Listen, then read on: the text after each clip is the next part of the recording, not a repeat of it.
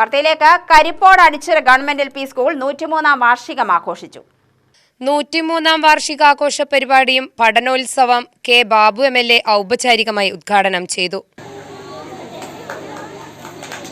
103 വർഷങ്ങൾക്കിടയിൽ സ്വന്തമായി ഇരിക്കാൻ ഒരു ഇരിപ്പിടമില്ലെങ്കിൽ ലൈഫ് മിഷനിൽ അപേക്ഷ കൊടുക്കേണ്ടതാണ്.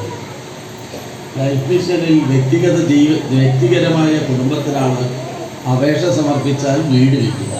പേരാണെങ്കിലോ സർക്കാരിൻ്റെ സ്ഥാപനങ്ങൾ. ഇറങ്ങി കുട്ടികളെ കൊണ്ട് പൊയ്ക്കോൾ എന്ന് പറഞ്ഞാൽ 4 ടീച്ചർമാർ ഒക്കത്തും കയ്യിലും തോളിലും തലയിലുമായി 33 കുട്ടികളെ വെച്ച് അങ്ങ് പടി ഇറങ്ങി പോകുന്നു. ഉദ്ഘാടന ചടങ്ങിൽ പുതുനഗരം പഞ്ചായത്ത് പ്രസിഡന്റ് സുധീറ ഇസ്മയിൽ അധ്യക്ഷയായി. വിരമിക്കുന്ന PTCM രാമചന്ദ്രനെ ചടങ്ങിൽ വെച്ച് അനുമോദിച്ചു.